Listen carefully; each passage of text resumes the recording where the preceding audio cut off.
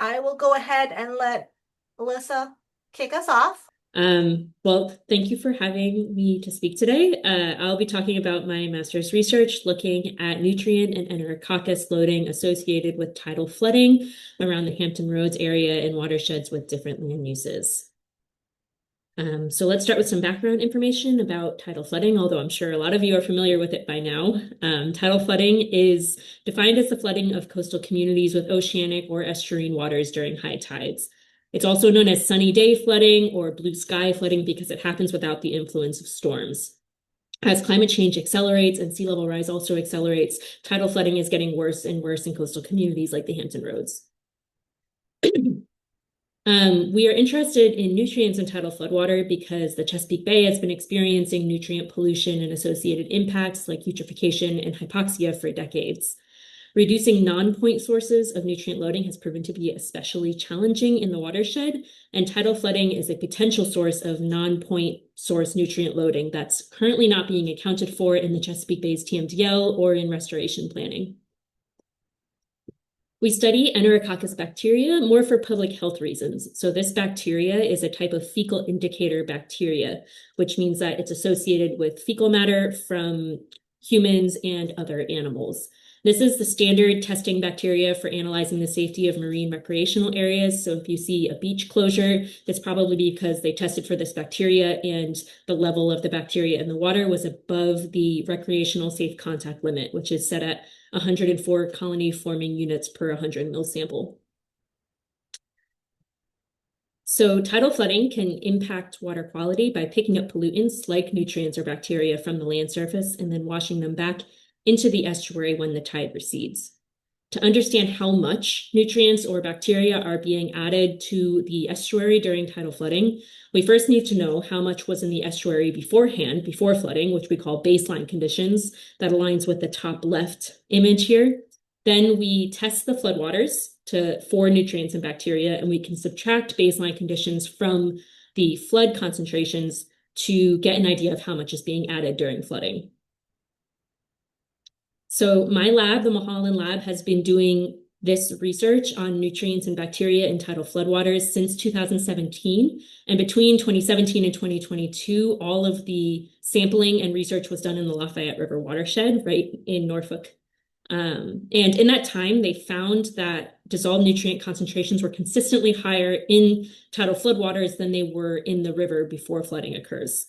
This means that tidal flooding is contributing nitrogen and phosphorus to the Chesapeake Bay with every flood.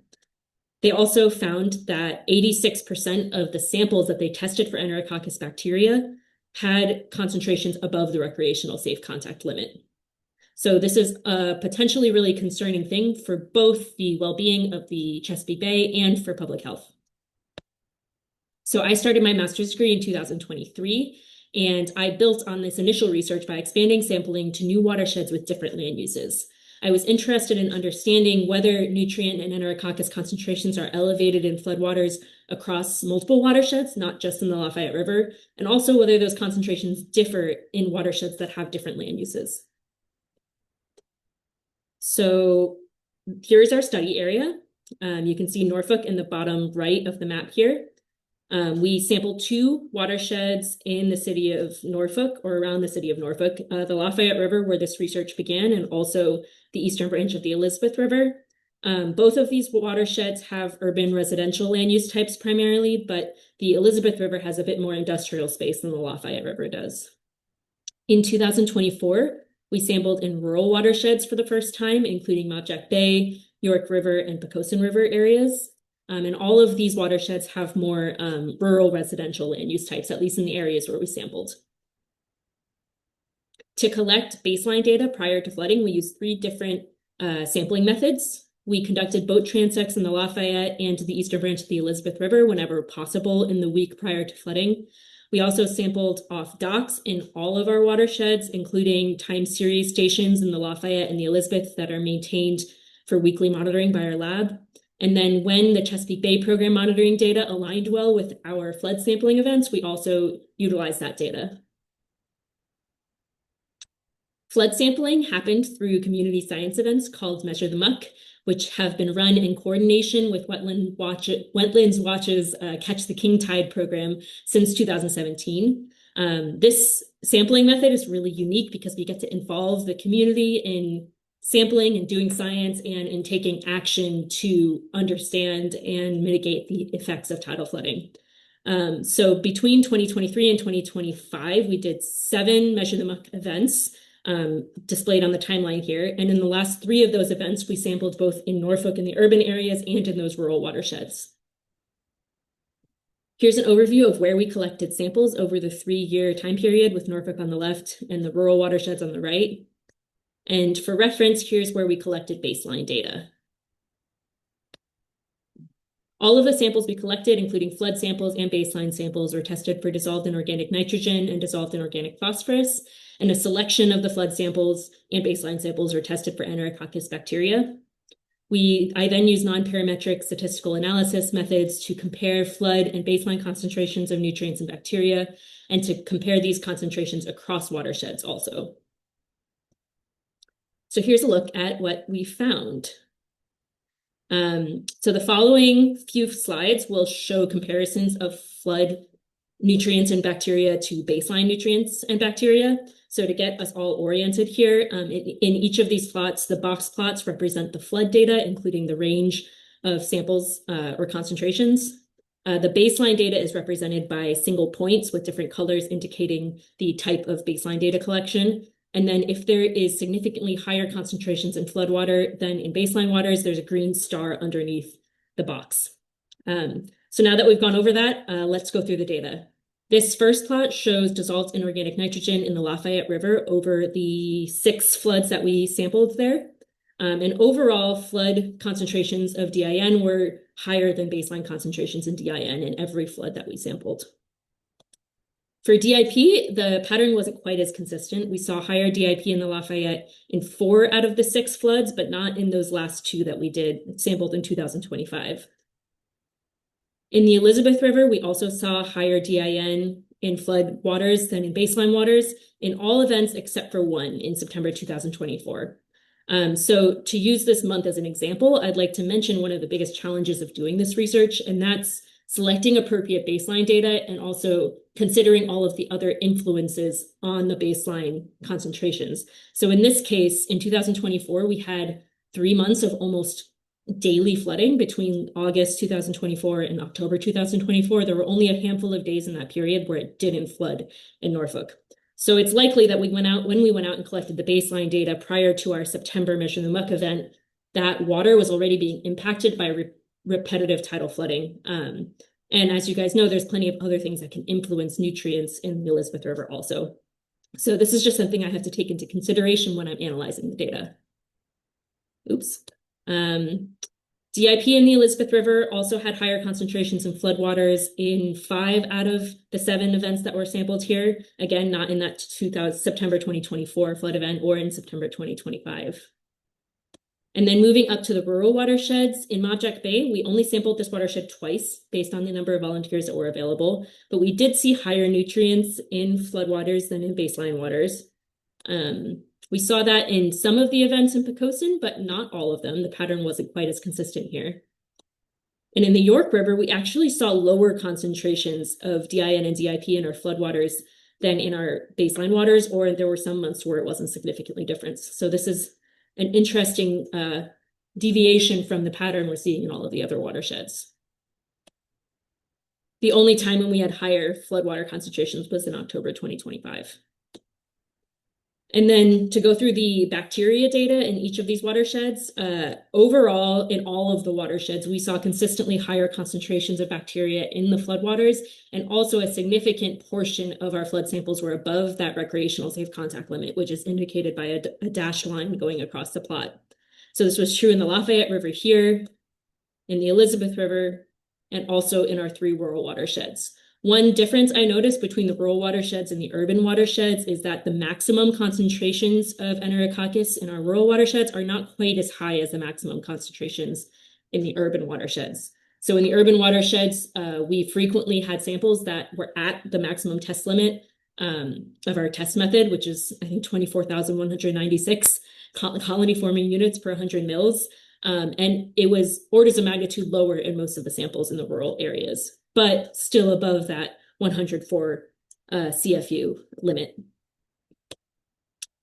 And then to briefly go over the comparisons between watersheds, the overall trend we're starting to see is that we may be seeing more nutrient loading occurring in the urban watersheds, the Lafayette and the Elizabeth, than in the rural watersheds. I'd like to caveat this by saying we had very much smaller sample sizes in the rural watersheds just because the Measure the Muck program is still getting started up in that area and our volunteer numbers were limited.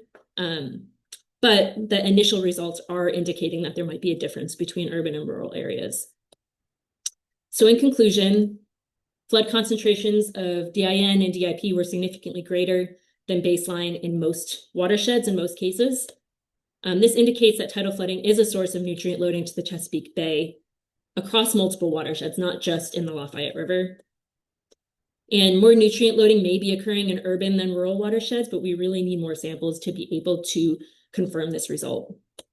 And then finally, Enterococcus bacteria was frequently detected at unsafe levels in floodwaters in all of the watersheds. So this is something that we definitely need to consider when we're putting out messaging about how to interact with floodwaters in communities that are impacted by them. I'd like to thank all of our partners and funders, and I'm happy to take any questions at the end of our session here. And yeah, thanks Wee and Eileen. This is always a fun seminar to do every year and hear what fellow Sea Grant folks are up to. So thank you for having me. Good afternoon, everyone. My name is Ella DiPetto. I'm a fifth-year PhD candidate at Old Dominion University, and I work in Dr. Eric Walters' lab.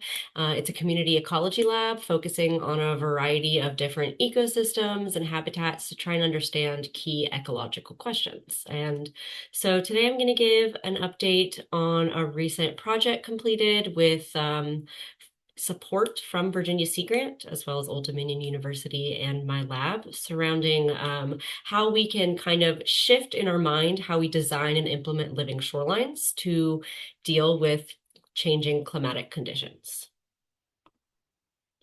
So living shorelines are the focus of my dissertation work, and they're a newer shoreline protection technique that emphasizes natural materials to stabilize shorelines, so seeks to balance habitat restoration with shoreline protection. There's a growing interest in living shorelines because of this ecological benefit that compared to more traditional hard shoreline protection strategies like a seawall or a bulkhead, but also because of their potential to adapt with climate change. They have living components, and living components can regrow, they can shift and adapt. And so that's one of these more resilient features that really are catching a lot of scientists and coastal planners' eyes. And here in Hampton Roads, a typical living shoreline design can be seen in this image. You have backfilling an eroding area with clean sand, the planting of marsh vegetation, and the addition of an oyster sill in certain cases, like in this one here. These are oyster castles. And they not only provide a substrate for oysters to land on and grow, but also provide that extra stabilization for certain sites.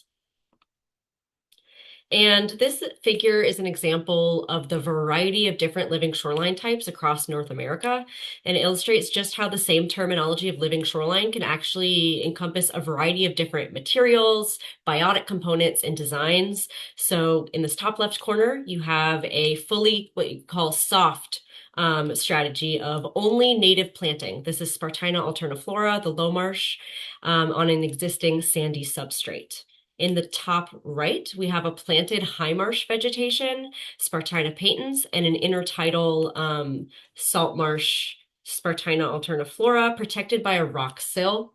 On the bottom left is our low marsh again, and sand fill with oyster castles like I showed in the previous image. And then in D, we actually have biofiber core logs and intertidal mangrove planting paired with oyster shell bags in the lower intertidal. So just to illustrate, huge variety of different structures all interacting and protecting the shoreline a little bit differently. And so you can imagine that project goals for a living shoreline interact with site conditions. to really influence what a practitioner would include in a living shoreline design. So project goals, the majority of which, the primary goals of shoreline stabilization, reduced erosion, and storm protection, can be integrated into these secondary goals like water filtration, blue carbon benefits that I'm sure ZLATKA will talk about later, recreation, water access, but also habitat. And then you kind of integrate that with what is the wave energy at your site? What is the sediment type? What are the land use and access priorities? And this is going to really make it kind of define your choices in what you're putting on the ground. And so you can imagine that with all of these different types of living shorelines going into the ground, the literature is still trying to catch up. And there are many questions remaining regarding their performance under various environmental conditions over time. And so addressing these uncertainties is really key to ensuring that living shorelines are effective in providing habitat and shoreline protection benefits, that they're sustainable, that they're functioning over time, and that they're adopted widely. And so it's really important that we're designing our living shorelines today, kind of with the future in mind. So I sought to explore this question by first assessing climate effects on natural systems and living shorelines. So natural systems are what living shorelines seek to emulate. And there's a lot more literature on natural systems than living shorelines because, again, these are a human modified technique. And so I looked at the major climate effects of altered storm regimes, sea level rise, changes in seawater properties, shifting species interactions, but then also the confluence and the interaction of all these different stressors at the same time. Because again, in the environment, we're not just able to look at one stressor over time. Climate change is interacting with human actions. It is interacting with all these different environmental features. So it's really important that we look at this holistically. So climate effects, and then I looked at how systems responded. So we think about system response in two ways. A measure of resistance, which is the ability to withstand a change when subject to a disturbance. So in this image here, that's that blue line. The blue line is resisting that first disturbance, and then you'll see it kind of drop when it hits that second disturbance. And then the second mechanism is recovery or resilience. So the speed at which a system returns to equilibrium after a disturbance. So that red line, you will see a resilient shoreline where after a disturbance, the function does drop, but it'll come back. And so we ideally want to see a resistant shoreline, but when impacts are felt, that shoreline can actually recover on its own. And so those were the two features I was looking at in this review. And from this synthesis, I developed a framework for future-oriented living shorelines. And just to orient you to this figure here, I suggest that these living shorelines will show increased resistance and recovery. So smaller dips in function and quicker going back to function, so shorter wavelengths, and not just compared to natural systems without action, so that peach color in A, or compared to hard armored shorelines like in B, but compared to living shorelines that exist today. And so the figure on the right is just a conceptual diagram showing that by planning for the future and planning for these interacting climate effects, we can hopefully have living shorelines that are more resistant and exhibit greater recovery. And so how do we get these future-oriented living shorelines? I proposed 4 principles with my co-authors. So knowledge generation, designing for change, strategic implementation, and embracing management. These included suggested actions. And then in the paper as well, we also pull out concrete examples of different ways that different practitioners could implement this. So for knowledge generation, experimental research to identify physiological tolerant genotypes for plants you're putting in living shorelines. For designing for change, taking into account sea level rise projections and creating a shoreline habitat that includes high marsh and riparian buffer so that marsh has room to migrate. First, also increasing site biodiversity through multi-species taxa planning, integrating monitoring and adaptive management. That's going to be really important moving forward. How do we design these shorelines so that we can fix them when things go wrong and they do need a little bit of human intervention? And also planning for that intervention. So repeated addition of sediment could be one way to lengthen the lifespan of a living shoreline over time.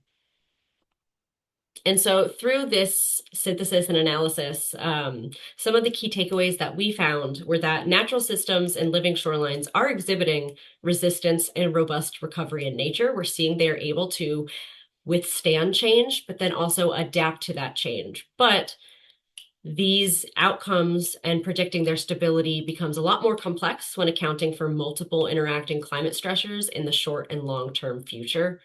And so what we kind of propose, and others have proposed this as well, is that living shorelines, they're not going to be the end-all solution for shoreline management. Not every situation calls for a living shoreline, and they're not a Band-Aid that you can just throw on an eroding shoreline, but that they can be improved to last longer under climate change, and we can integrate them thoughtfully into other spatial measures like retreat and adapting in place to kind of have this robust toolkit for coastal managers to implement successful solutions for their communities. So with that, I'd like to thank my lab, the Walters Lab, Virginia Sea Grant, all of the other sources of funding, everyone who helped me out in the field or reviewing papers. And there is a QR code link if you want to read the full paper that's out now in Nature-Based Solutions. Thank you. Thank you so much for this opportunity to our ICAR and CCPO seminars. So yeah, I'm going to talk about carbon and vegetation variability in salt marshes. And first, I always like to ask one question. So when you hear the word salt marsh, what is the first things that comes to your mind? Anyone? It's waters, basically estuaries, places between the places that are on the coastline but are not part of the ocean. Yeah, but if it's one word that you have to choose to describe them. Some people say mud or Brackish. spartina, marsh. I would like to focus on the first things that come to my mind. It's blue carbon or carbon in general. So as you mentioned, Spencer, thank you. Salt marshes are these vegetated coastal ecosystems in this transition zone between the water and the land. And they're amazing because they provide multiple ecosystem services like erosion control, how Ella talked about wave attenuation. They provide habitat for a lot of faunal components, and there's also this nutrient cycling component that they provide. But the climate regulation ecosystem service is the one that I'm going to focus today. Blue carbon. So blue carbon is a carbon that is sequestered and stored in mangroves, seagrasses, and salt marshes. And they have three key carbon pools in the above ground biomass, below ground, so in the roots, in the stems, and in the soil. And it's currently used as a climate change mitigation strategy. Why? If we compare in the same area, a forest, like a rainforest and a salt marsh, the salt marshes and the other blue carbon ecosystems, they take carbon way faster, 3 to 5 times faster than a rainforest, and it provides for a longer period of time these benefit as a sink, carbon sinks. So yeah, conserving, restoring them, and utilizing them as a climate change mitigation strategy. It's currently used, but we don't have all the information, and sometimes we are overestimated or underestimating the amounts of carbon that we can have in them. And there is also a gap between different scales. So most biology studies are at very small scales, just a few meters or tens of meters studies, and sometimes very focused at the individual level at specific plants. And then we have landscape or seascape ecology studies or GIS analysis and remote sensing analysis at kilometers, so at way larger scales. And we need a better connection between these two approaches. And there are some previous studies in spatial variability, but mostly focus on faunal components like fish, invertebrates, and birds. But there's just a few research focusing on vegetation and soil. There's way less attention in there. So a typical study of blue carbon will take just a few cores, one or just a few cores in the inner portions of the marshes, of the patches, and then from that extrapolate to the whole patch or the whole site area from that specific unit that was calculated. And what I want to study if there are any carbon dynamics based on special characteristics of salt marshes inside the patch or between patches. So between the patches, we want to see if the size and the shape characteristics have an impact in the final amount of carbon that we found. And then the interpatch, so the edge, the interior zone of the patches, and also a little bit of the tidal flats. And what are the difference there? My sites, I have 4 different sites in the lower Chesapeake Bay. First Landing State Park in Virginia Beach, a Ragged Island Wildlife Management Area. Then I have Grand Unity Preserve in Hampton and Machicamoco State Park and the Catlet Islands in Georgetown. So my first research questions are focusing on patch and size. So how do patch size and shape complexity influence salt marsh carbon storage in the lower Chesapeake Bay? And how can these results be appropriately scaled up from patches to seascapes to provide a better estimate of carbon stocks?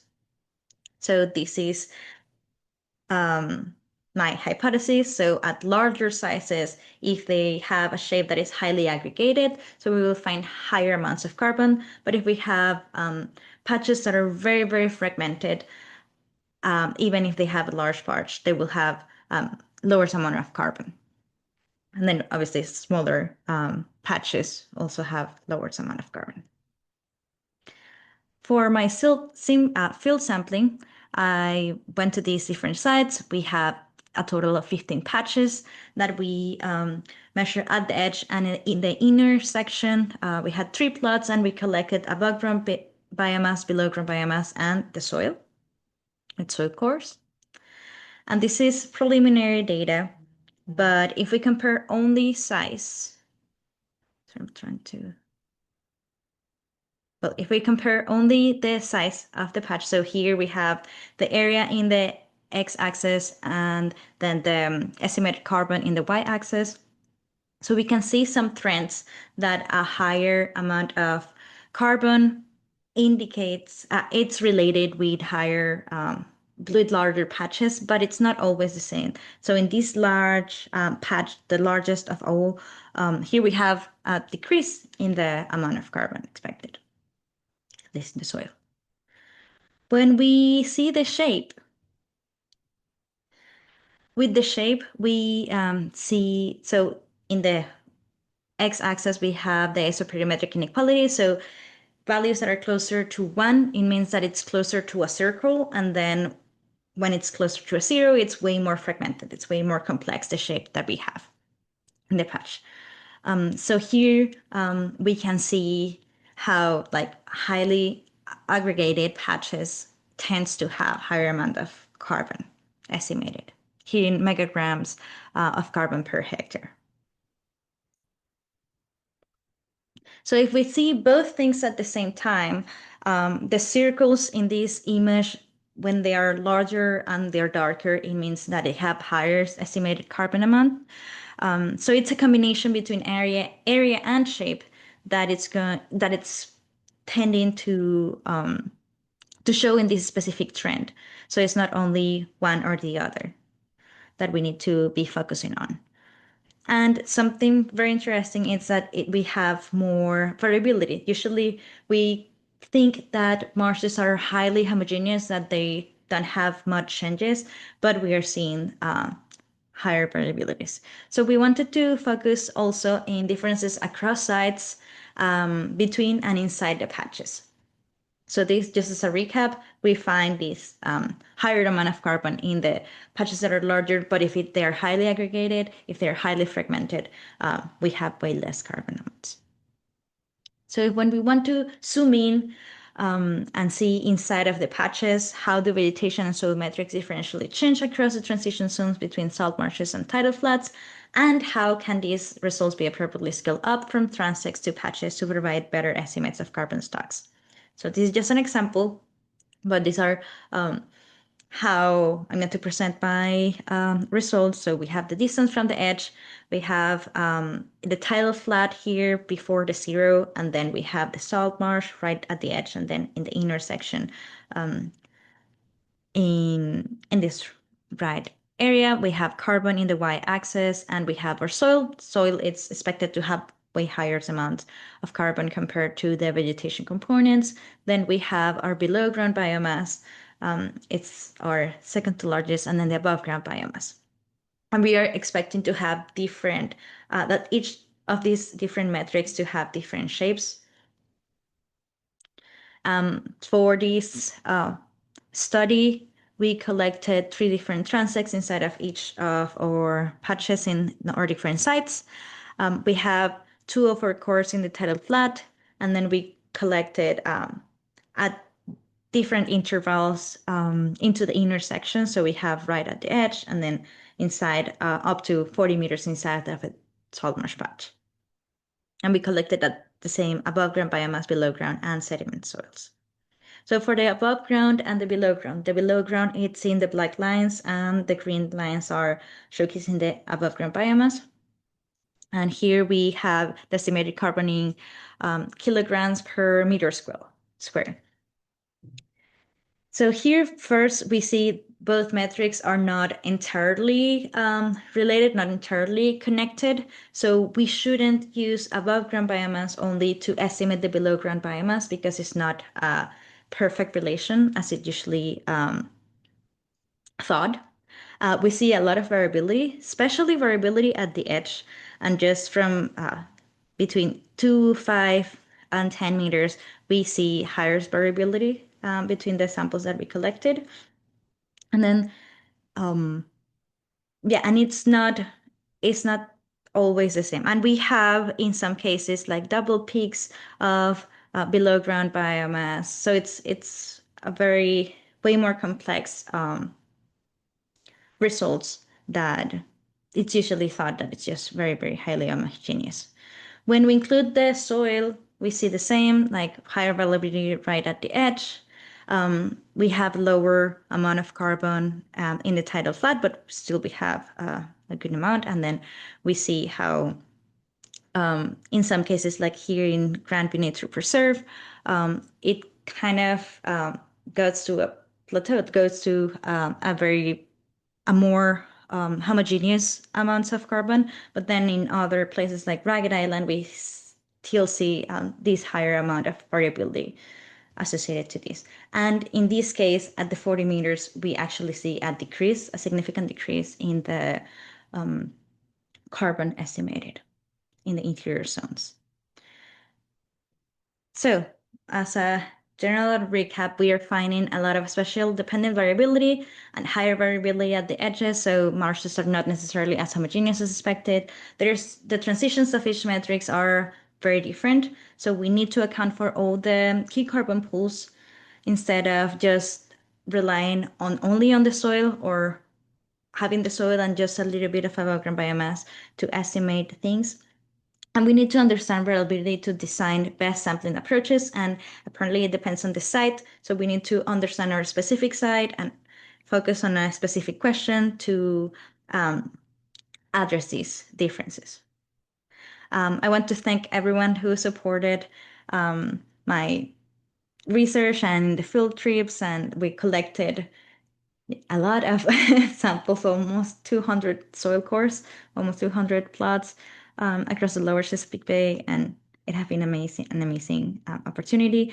In Virginia Sea Grant, being a graduate research fellow was wonderful, and we conducted different professional development sessions, and I learned a lot about effective communication with an outreach component. And I would say one of the most amazing things to be a Sea Grant Fellow, it was being a mentor of 2 wonderful undergraduate researchers, so Emma Boyden and Grace Bannister. during the summers, they helped to take the course, but also they were very involved in the outreach component of this project, and they were just amazing individuals to have around and been part of Virginia Sea Grant. And we gave a few workshops about effective communication with different audiences. And these are a few pictures of some outreach events that we gave, and yeah, a few of images of posters that we give and the workshop that we led. But I want to thank everyone who supported the research, funding sources, and all the amazing collaborators that we had. Thank you so much. Let me know if you have any questions. Thank you so much to Alyssa, Ella, and Zlatka for those presentations. I'll open it up for questions, but I just did want to make a comment applauding the community science work that you've done, the engagement and working with practitioners. I think in my mind, the fun part of the research that you're doing and that a lot of our Virginia Sea Grant fellows have done over the years is really that impactful work where you're not just engaging in your lab, but you're also engaging with, Zlatka was talking about mentoring students through Measure the Muck. I think working with high school students and the community member, and Ella's research works with practitioners who are involved in living shoreline policy and practice. So I just want to just applaud you for the type of work that you're doing. So I'll open it up for questions. It does look like we already have a question in the chat from Spencer about how would we be able to ensure that the living shorelines are truly beneficial to the ecosystems and are not simply a misguided band-aid that we think will benefit but really creates a long-term issue. I'm not sure who wants to answer that question. Ella, I think it might be headed your way. I can take that, and then if folks want to jump in, Zlatka or Alyssa, you can. I think that monitoring is incredibly important, and we've learned a lot in the past couple decades of installing living shorelines, as well as other environmental actions that maybe at the time were a good idea, like the project you mentioned in your question. I think the permitting systems have also come a pretty long way, and working with your regulators to stop negative impacts to shorelines. But I also think that the definition of living shoreline, while it still accounts for a lot of variety in different materials, there are strict requirements on what can go out in the shoreline. So there are people who monitor this, and it's our job to call out when we think something is having negative impacts. But thank you for the question. Thank you very much. Anybody else want to add to that? If not, I'll open it up for additional questions from the audience. Anybody have any questions? You can unmute and ask your question or type them in the chat. And while we wait for everybody else and your brilliant questions, Spencer also had another question, and I think, Zlatka, this is targeted at you. Does this study account for the plants in salt marshes or just the carbon contained in the soil? Yes, it accounts for all of them. The vegetation, live and dead vegetation, I have that separated, and the roots and the stems are estimated there. So the general biomass, it's also counted. These results are preliminary results, but I will add more information later on. Maybe next year you will see, or in my dissertation, the final accounting for that. But yeah, it's traditional. It's only focused on the soil, and specifically for Virginia, we have lower quantity of soil cores compared to other coastal states. So that soil data is important, but it's not the only story that we need to focus on. John. Yeah, this is probably not a fair question, but at the beginning you mentioned mangroves in addition to marsh grasses. Since mangroves are trees, is it harder to get recovery or resilience from mangrove compared to marsh grasses? I know you guys probably spent most of your time on marsh grass, so I'm not sure who wants to handle that one. Well, for the I know that resilience part, Zlatka's lab works with mangroves, so yeah, you want to jump in? well, for the resilience part, I'm not 100% sure, but in general, mangroves have higher amount of carbon. So it's a blue carbon ecosystem that contains more and at a higher rate. Of course, because they are trees, they have higher amounts of above ground biomass, but also in their roots and their soil components, they have higher amounts. But for the resilience part, I would say probably it will depend on the species. And there is currently a PhD student she's in my lab, and she's studying the impact of hurricanes and freezing events on mangroves. So she will be the one that can answer that questions with the recovery after freezing events. But I'll it will save the depend question. recovery after what. Yeah. Yeah, and I can say from at least the literature review we conducted, marsh versus mangroves. Mangroves definitely had greater resistance because of their woody structure, less damage, but when they were damaged, it took them a while to bounce back, whereas a marsh can completely regrow in a growing season, whereas for that woody vegetation, it does take longer. So there are definitely pros and cons of the different structures and how they respond, at least to coastal storms. Yeah, that was sort of the tone of my question, was that it's the whole thing of an oak versus a willow.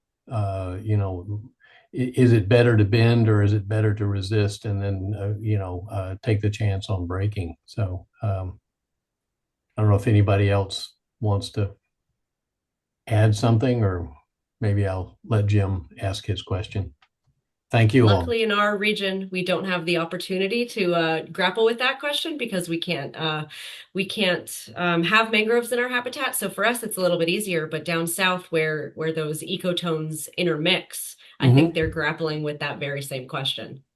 Well, So Thank you so for that. far, they're Yes. going up north. They're already in Georgia, so They're not here They're coming. yet. You're Yes, right. they're They're coming. coming. All right, thank Okay, you. that brings me to a quick question is when can we expect to be able to have mangroves here in the Tidewater area? That's okay. You don't have to answer that. The next one is it some of the taking the cores and sampling through the cores, it looks like I can sort of get a handle for the difficulty of doing an estimate of the amount of carbon below us in a salt marsh. And I was wondering what's the maximum depth you see of say carbon sequestration versus just plain soil carbon. well, for our specific study, we only focus up to 1 meter depth. That was our longer course. But there are other research with 2 meters and way longer, so it can be. It will depend on how old the marsh is or how old the area is. But yeah, that is a great question. Like, what is that final depth that we find these sequestration? But I sadly don't have a specific answer at this point.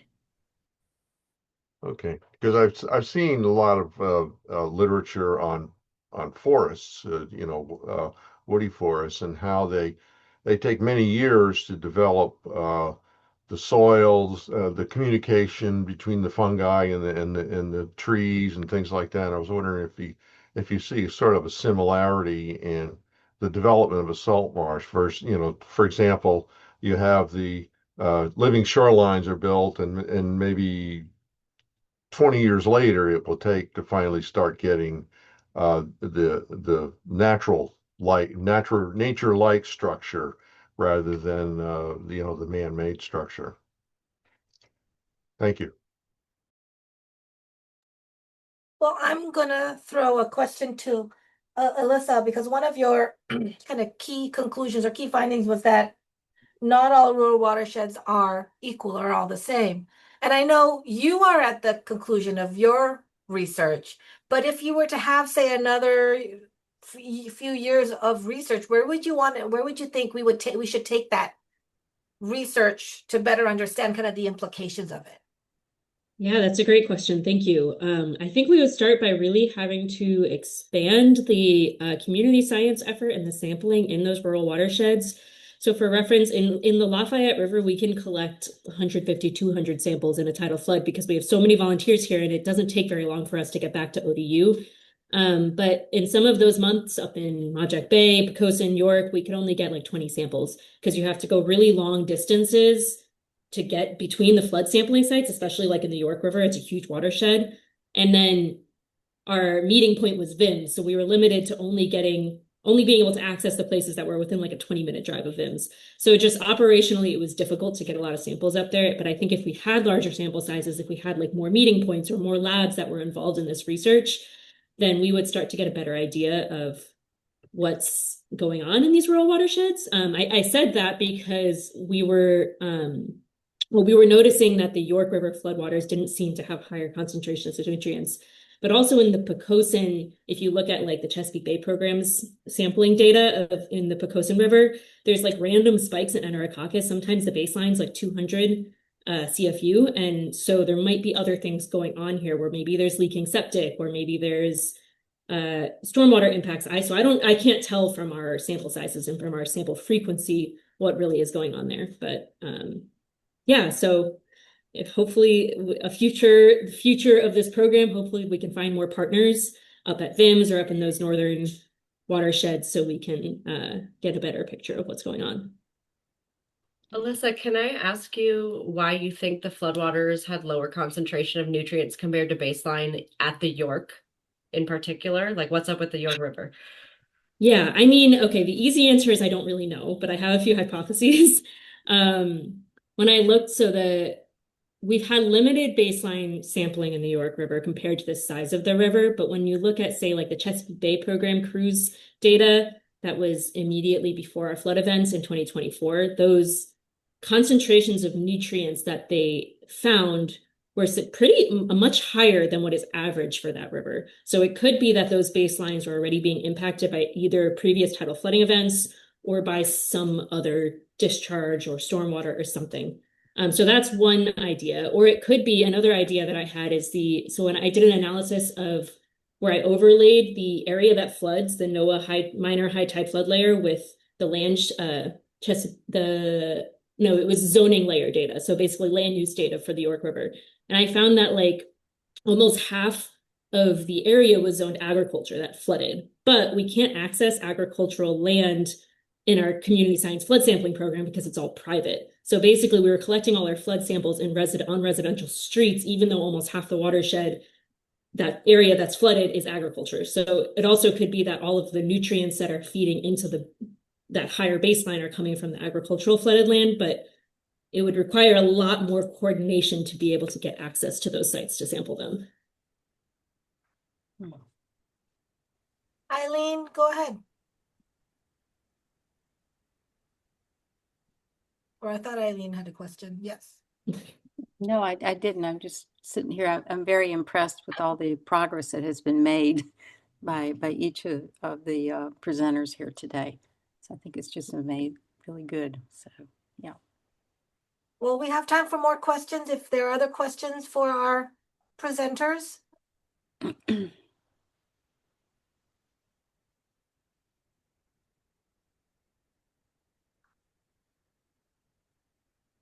So I'm going to ask a little bit maybe of a softball question, but we probably do have some students in the room since we have Virginia Sea Grant Fellows and we have Lisa. So Lisa can also help elaborate. But what advice would you give a graduate student who's interested in applying for Virginia Sea Grant Fellowship?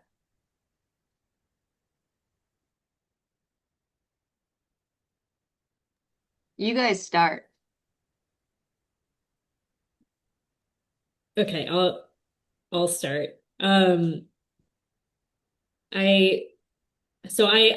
don't know if Lisa would agree with this, but I feel like part of the reason I was able to find success in This fellowship is because I invested time in a project that, one, I was really passionate about and also has really direct impact on the community that I'm living in and directly involves the community that I'm living in. And so the kind of the vibe I'm getting from all of the other Sea Grant fellows that I've talked to in their projects is that community engagement and the community connection is really important in this fellowship. So I would recommend, doing that, finding a project that you really care about that, matters for a local issue. And then, also taking your time or starting early with the application project and finding your mentor and really establishing a good relationship, because there's a lot of steps, including just like working with ODORF to get it submitted. So like, don't leave it to the week before because you won't get it in time. Those would be my points of it. I would say also reach out to other fellows, to previous fellows. We love to help others and like maybe help with your application, and we show you like what we have presented and what we have done. So it would be like number one, talk to previous fellows, like on other, not only these specific research fellows, but you could talk with Canals fellows or Commonwealth fellows and see what they're doing and what they're working on. It's very encouraging and very interesting to see their perspectives. I guess the advice I would give, and it took me 2 times to get this, so if anyone is applying for the second time, don't be discouraged. But I would say be comfortable with yourself as not just a scientist, but as a person engaged in your community, and really focus on the holistic story of how your research intertwines with your engagement, with your interests outside of research. Don't make it too research heavy, don't make it too fluffy, but I think just thinking about what story you want to tell as a scientist it goes a long way. And I don't even have to speak because these three have done such a good job. But I will say that all of that is accurate. The Outreach Sea Grant exists both to look at national issues in the Virginia kind of lens and bring them down into our region, but also to connect the research with the community. So that community engagement part is really important to us. And we can tell, I know it sounds kind of cliche, but I can tell when I'm reading an application when somebody cares about what they're writing about, like when somebody's really into their project, when somebody's really interested in helping that community or interacting with the community that they're researching in. So yes, emphasizing that community engagement piece or an outreach piece, an education piece is always helpful.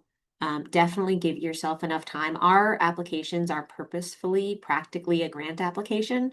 So it does take time. So give yourself the time and resources to get that completed.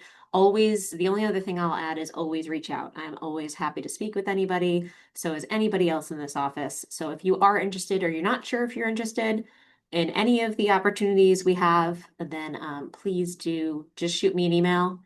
Even if you just want to find out more, if you're not a student and you're just curious what Sea Grant's doing in the state, and if it has anything to do with your work, just shoot us an email. Always happy to speak to people. So yeah, that would be the only thing I would add. And just another round of congratulations to you three for a wonderful webinar. We love all of our fellows equally, but we have a special spot for our ODU friends over across the bridge. And we always enjoy coming to this and hearing about all the great work that you guys are doing. So keep that. Well, thank you, Lisa, for those words of encouragement, and we hope to see more Virginia Sea Grant fellows in the future.